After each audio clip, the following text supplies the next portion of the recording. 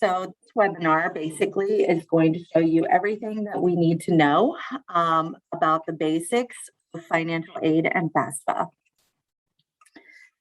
So first of all, what is financial aid? Well, financial aid, it consists of any type of funding provided to students and families to help pay for college educational expenses. There are different types of financial aid. There are loans, which will come to your student. Your student will have to accept the loans, but there are loans. They will pay them back or begin paying them back 6 months after graduation. There are scholarships and grants, which is basically free money for your student. Scholarships are based off of academics, and grants are usually based off of the FAFSA. And then there is work study and student employment. That is a little bit different, where in work study and student employment, in most cases, the students get paid for working on campus. They can get a job in any of the buildings, any of the offices, and they will work. Usually here at Wittenberg, our students work anywhere from 2 to 6 hours a week as a freshman. It is in between their class schedule. It works out great. They can get a monthly paycheck, or if they choose to, they can decide to have their money, their paycheck money, go directly to their tuition, which does ease a little bit of help as far as aid goes as far as the bills and all of that stuff go. So the first step in filing FAFSA is to make sure that you and your student have an FSA ID. This is how the federal government knows who you are. They confirm that you are who you are based off of your social security number, date of birth, name on your social security card. And that's how they link you up with your student. So each of you need your own FSA ID. At least one parent needs one, and then your student will need one. They cannot use the same email address, so keep that in mind. You'll need to use 2 different email addresses. I would also suggest at this point in time for your student not to use their high school email address, as that will go away once they actually graduate. So they will want to, if they do not have another one, they'll want to create a Gmail, a Yahoo, iCloud, whatever it may be, but just do not sign your student up with the FSA ID with their high school email address. Okay, so now we're going to talk about FAFSA. So FAFSA for the 2022-23 school year has opened. It opened October 1st. This is the FAFSA that your student will be filing. It will be confusing when you go into FAFSA for the first time to file, because it will have 2 academic years opened. Because the current academic year, 2021-2022, is open and will remain open until June 1st. They do not want to file that one. They want to make sure that they're filing the 2022-2023 FAFSA. Basically, FAFSA collects demographic and financial information from the 2020 tax year. This information is used to calculate the expected family contribution, the EFC. This is what determines whether your student is eligible for financial aid. The lower the EFC number, the more possibility your student is eligible for financial aid. The higher that number, the less financial aid your student is eligible for. Basically, the FAFSA is available in English and in Spanish. It can be filed on the web through an app and by paper form. Colleges often do set FAFSA priority dates. If you file by a certain date, you may get an extra grant, that kind of thing. So you're going to want to watch the colleges that your student is interested in when it comes to that. This is about FAFSA on the web. Basically, this is the way I would suggest that you file it. It's a little easier, in my opinion, to navigate through, and you're going to file it as a new to FAFSA process.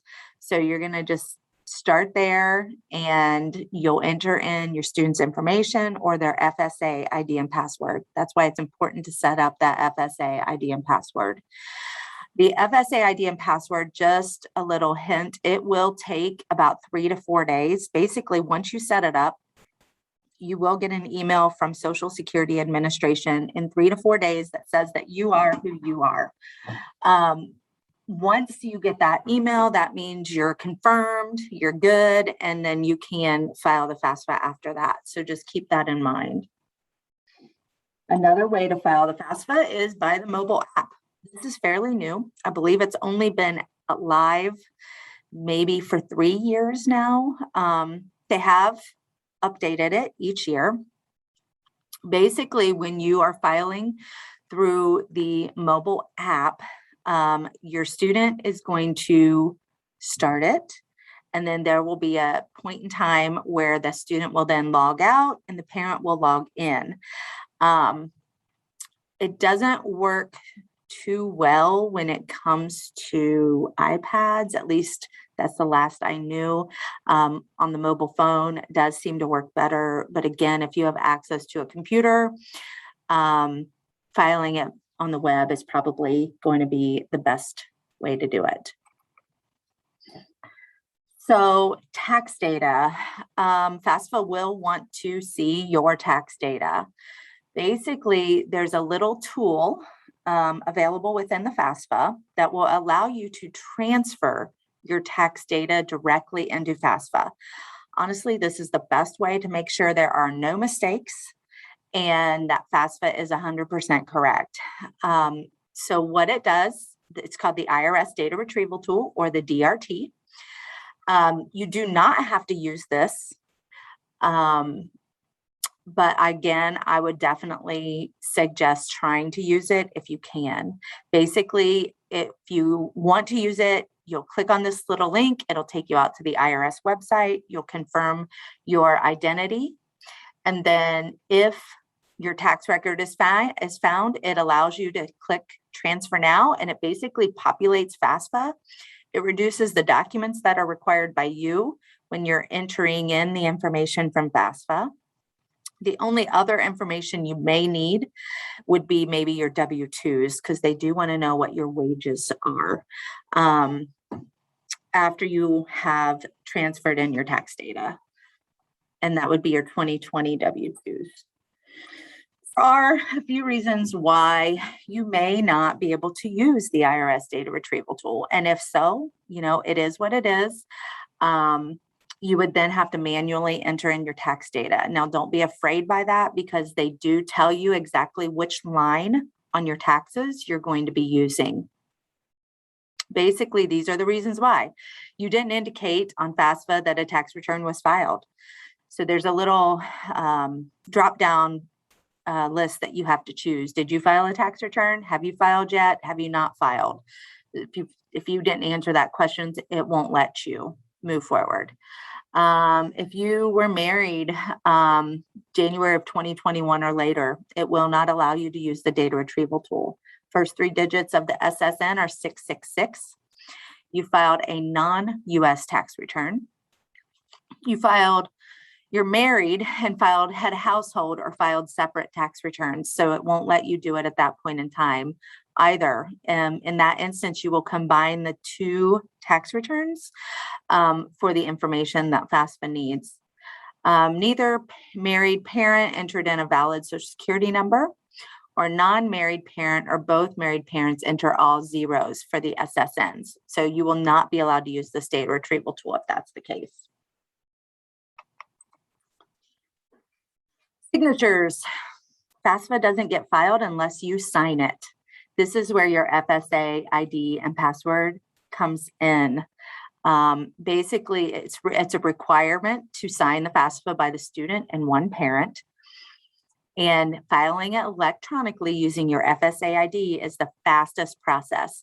If for some reason you cannot do an FSA ID and you need to do a signature page, just be prepared that process can take up to 6 weeks before FAFSA signs your before the federal government signs your FAFSA for you and sends it off to schools. Basically, you print a signature page, you sign it, and you mail it into FAFSA. It is an option, but it is a much, much slower process. Okay, so what happens after you file FAFSA? So Wittenberg will receive your FAFSA data in 2 to 3 days. I kind of want to say maybe it's more like 3 to 4 days after you file the FAFSA. It's not sent to us immediately upon you submitting the data. It's not sent to any school immediately. It does take 3 to 4 days for every single school to get FAFSA. You can list up to 10 schools that you want your FAFSA to go to. However, schools may not necessarily see your FAFSA until you have applied or shown some kind of interest in the school.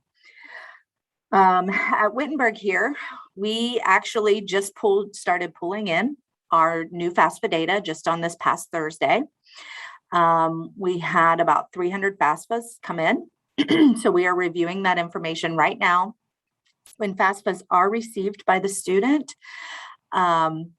we send out an email. Usually the email goes out the next day that we do have your FAFSA on file.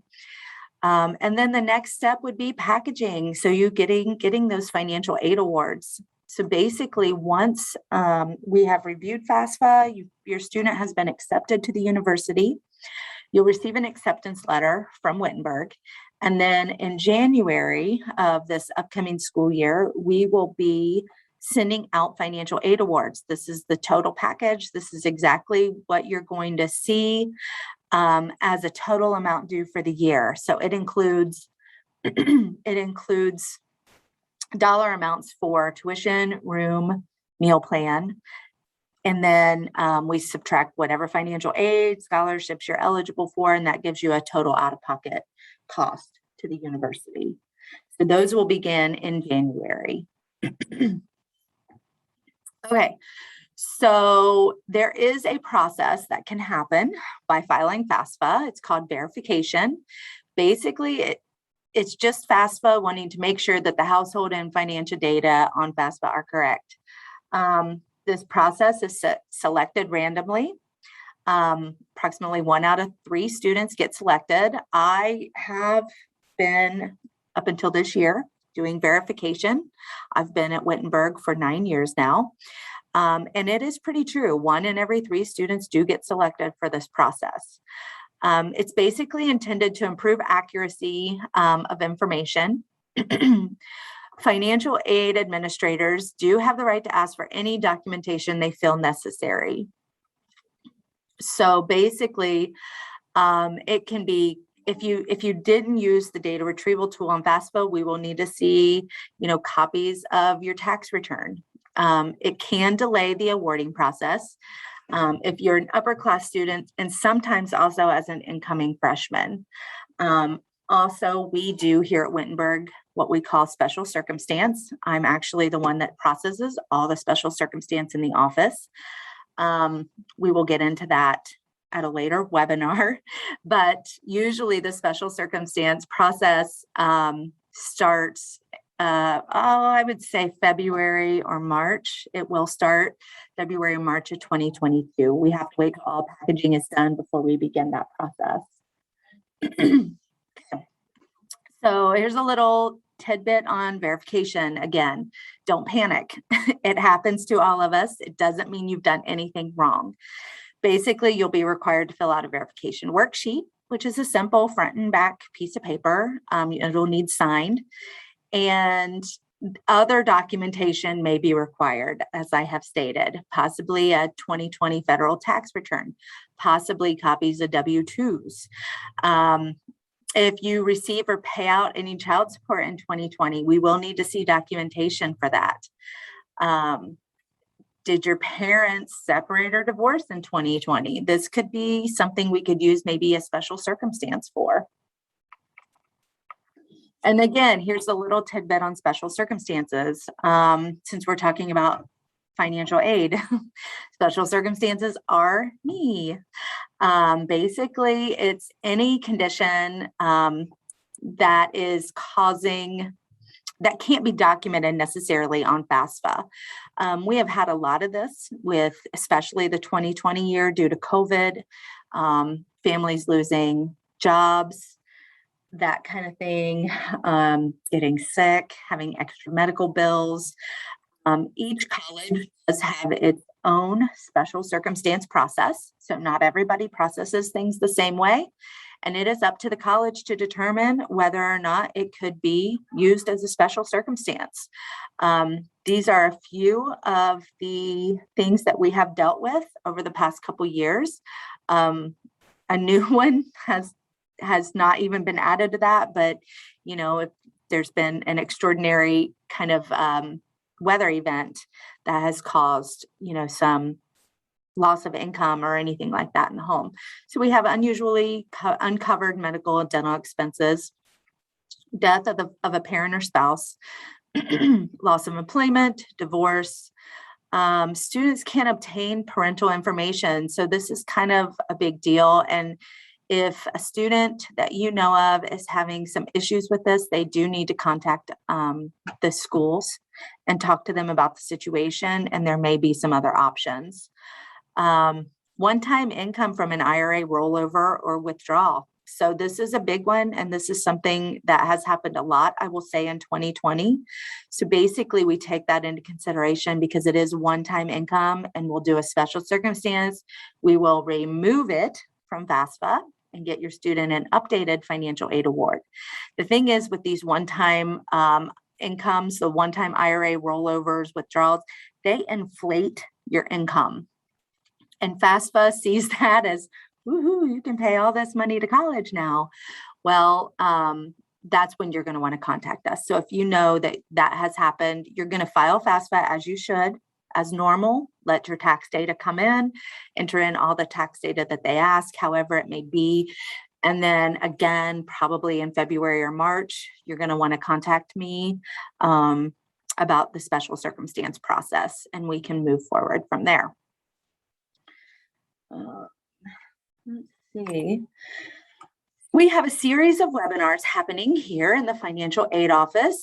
Basically, our next webinar is on Saturday, November 20th, and I will be here again, and we will be talking about everything you need to know about verification and special circumstance.